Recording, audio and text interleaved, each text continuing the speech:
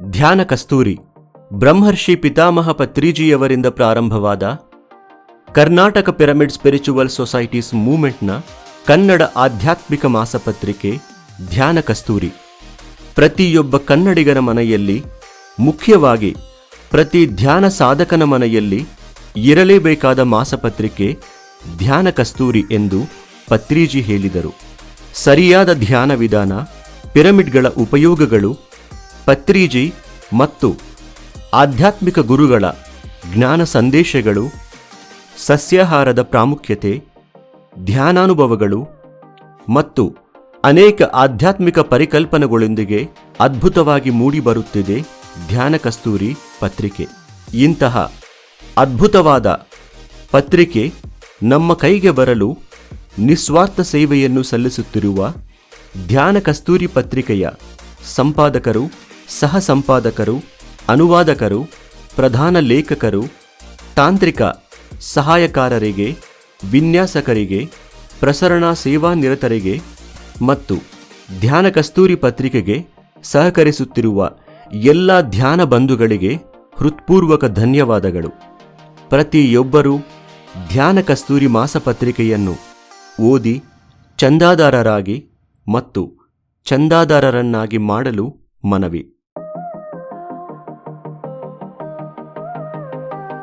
ಧ್ಯಾನ ಕಸ್ತೂರಿ ಅಂತಕ್ಕಂಥ ಅದ್ಭುತವಾದ ಒಂದು ಮಾಸಪತ್ರಿಕೆಯನ್ನು ಅನೇಕ ವರ್ಷಗಳಿಂದ ಮಾಡ್ತಾ ಇದ್ದಾರೆ. ಇತ್ತೀಚೆಗೆ ಯಾವುದೋ ಅವರು ಲಿಂಗೈಕ್ಯರಾದ ಮೇಲೆ ಸ್ವಲ್ಪ ಅದರಲ್ಲಿ ತೊಂದರೆಗಳಾದವು. ಆದರೂ ಮುಂದೆ ಇದನ್ನು ನಡೆಸ್ಕೊಂಡು ಹೋಗಬೇಕಾದ ಜವಾಬ್ದಾರಿ ಕೇವಲ ಅವ್ರಿಗೆ ಮಾತ್ರ ಇಲ್ಲ, ಸಂಸ್ಥೆಗಲ್ಲ, ಎಲ್ಲರೂ ಕೂಡ ಅದನ್ನು ಧ್ಯಾನ ಅನ್ನತಕ್ಕಂಥ ವಿಷಯವನ್ನು ಎತ್ತಿ ನಾವು ಧ್ವನಿ ಕೊಟ್ಟಿದ್ದೆ. ಆದರೆ ಜಗತ್ತೆಲ್ಲ ಒಂದು ಅನ್ನೋದು ಖಂಡಿತವಾಗಿ ಆಗ್ತದೆ ಅನ್ನೋತಕ್ಕಂಥ ಶುಭ ನುಡಿಯೊಂದಿಗೆ ತಾವೆಲ್ಲರೂ ಭಾಗಿಯಾಗಿ ಇದರ ಮೂಲಕ ನಾವು ಏನು ಹೇಳೋದಕ್ಕೆ, ಪ್ರತಿಯೊಬ್ಬ ಕನ್ನಡಿಗನ ಮನೆಯಲ್ಲಿಯೂ ಕೂಡ ಈ ಧ್ಯಾನ ಕಸ್ತೂರಿ ತಲುಪಿ ತಾವು ಇದಕ್ಕೆ ಸ್ಪಂದಿಸಿ ತಮ್ಮ ಲೇಖನಗಳನ್ನು ನಿಮ್ಮ ನಿಮ್ಮ ನೆಲೆಗಳಲ್ಲಿ, ಇಲ್ಲಿ ಯಾವುದೂ ಧರ್ಮ ಜಾತಿ ಯಾವ ಸಂಕೋಲಿಗೆ ಸಿಲುಕಲಾರದ ಇದೊಂದು ಮಾಸಪತ್ರಿಕೆ. ಯಾವ ಸಂಕೋಲಿಗೂ ಸಿಲುಕಿಲ್ಲ. ಹೇಗೆ ಬಸವಣ್ಣ ಮಹಾಮನೆಯ ಮಕ್ಕಳೆಂದೆನಿಸಯ್ಯ ಅನ್ನುವ ಸ್ವರೂಪದಲ್ಲಿ ಬರ್ತಕ್ಕಂಥ ಈ ಅಪೂರ್ವ ನಿಯತಕಾಲಿಕೆಯನ್ನು ತಮ್ಮ ಮನೆ ಮನೆಗಳಿಗೆ ತೆಗೆದುಕೊಂಡು ಹೋಗುವುದು ತಮ್ಮ ಜವಾಬ್ದಾರಿ ಅಂತ ನಾನು ನಂಬಿದ್ದೇನೆ.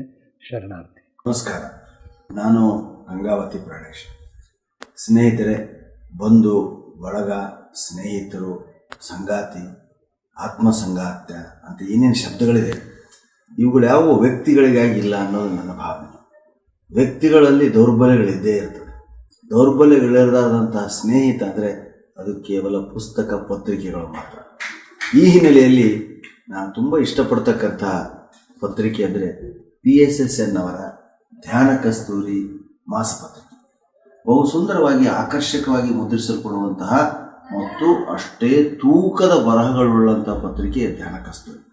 ಅದರಲ್ಲಿನ ಒಂದೊಂದು ಲೇಖನಗಳು ಕೂಡ ಒಬ್ಬ ಯೋಗಿಯಿಂದಲೋ, ಒಬ್ಬ ಧ್ಯಾನಿಯಿಂದಲೋ, ಒಬ್ಬ ಪಕ್ವನಾದಂಥ ಹಿರಿಯರಿಂದಲೋ ಬರೆಯಲ್ಪಟ್ಟಿರ್ತಾರೆ. ಅದರಲ್ಲಿ ಯುವಕರು ಕೂಡ ಅನೇಕ ಜನ ಆಧ್ಯಾತ್ಮದ ಸವಿಯನ್ನು ಕಂಡಂಥವರು ಕೂಡ ಆ ಪತ್ರಿಕೆಯಲ್ಲಿ ಬರೀತಿರ್ತಾರೆ.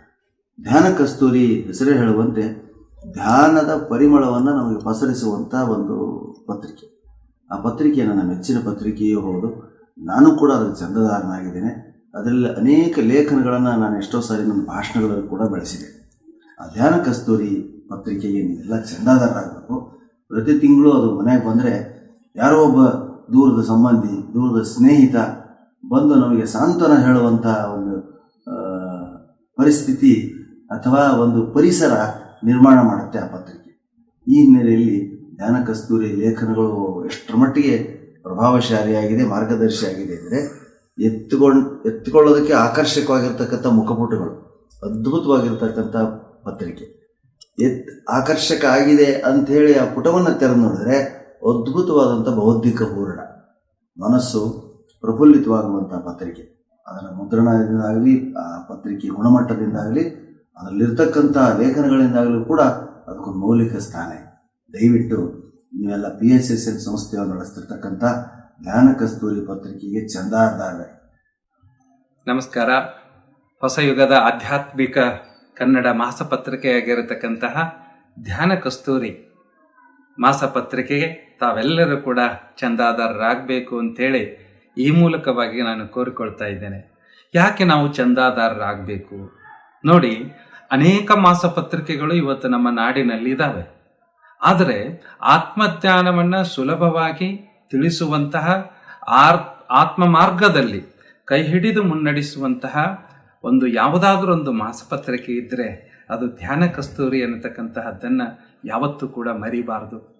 ಯಾಕೆಂದರೆ ಆ ಮಾಸಪತ್ರಿಕೆಯನ್ನು ಓದಿದಾಗ ನಮಗನಿಸ್ತದೆ ಸಂಪಾದಕೀಯ ವಿಷಯದಲ್ಲಿ ಎಂಥ ಅತಿ ಅಮೂಲ್ಯವಾಗಿರತಕ್ಕಂತಹ ವಿಷಯಗಳನ್ನು ಚರ್ಚೆ ಮಾಡ್ತಾರೆ.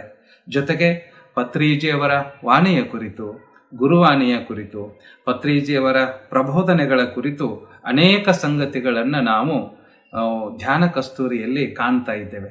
ಜೊತೆಗೆ ಜ್ಞಾನದ ಕಸ್ತೂರಿ, ಆ ಪರಿಮಳವನ್ನು ಸೂಸ್ತಾ ಇರುವಂತಹ ಜ್ಞಾನ ಸಂಗಮ, ಆಧ್ಯಾತ್ಮಿಕ ಜ್ಞಾನ ಸಂಗಮ, ಜೊತೆಗೆ ಧ್ಯಾನಾನುಭವಗಳು, ವಿದ್ಯಾರ್ಥಿಗಳಿಗೆ ಬೇಕಾಗಿರತಕ್ಕಂತಹ ಮಾರ್ಗದರ್ಶನ, ಯುವಕರಿಗೆ ಬೇಕಾಗಿರತಕ್ಕಂತಹ ಮಾರ್ಗದರ್ಶನ, ಮಕ್ಕಳಿಗೆ ಬೇಕಾಗುವಂತಹ ಮಾರ್ಗದರ್ಶನ ಈ ಒಂದು ಧ್ಯಾನ ಕಸ್ತೂರಿಯಲ್ಲಿ ನಮಗೆ ಸಿಗುತ್ತಾ ಇದೆ. ಆದ್ದರಿಂದ ಇಂತಹ ಶ್ರೇಷ್ಠವಾಗಿರುವ, ಅತಿ ಅಮೂಲ್ಯವಾಗಿರುವ, ಆತ್ಮ ಮಾರ್ಗದಲ್ಲಿ ಮುನ್ನಡೆಸ್ತಾ ಇರುವಂತಹ ಮಾಸಪತ್ರಿಕೆಯ ಚಂದಾದಾರರು ತಾವೆಲ್ಲರೂ ಆಗಬೇಕು. ಪ್ರತಿ ತಿಂಗಳು ನಮ್ಮ ಆಶ್ರಮಕ್ಕೆ ಮಾಸಪತ್ರಿಕೆ ಬರ್ತದೆ. ಅದನ್ನು ನೋಡಿ ಆನಂದಿಸ್ತಾ ಇದ್ದಾರೆ. ನಮ್ಮ ಭಕ್ತರೆಲ್ಲರೂ ಕೂಡ ಓದ್ತಾ ಇದ್ದಾರೆ. ಜೊತೆಗೆ ನಮ್ಮ ಭಕ್ತರು ಕೂಡ ಚಂದಾದಾರರಾಗ್ತಾ ಇದ್ದಾರೆ. ತಾವೆಲ್ಲರೂ ಕೂಡ ಚಂದಾದಾರರಾಗಬೇಕು ಅಂತ ಹೇಳಿ ಈ ಮೂಲಕವಾಗಿ ವಿನಂತಿಸಿಕೊಳ್ತಾ ಇದ್ದೇನೆ. ಎಲ್ಲರಿಗೂ ವಂದನೆಗಳು. Thank you very much.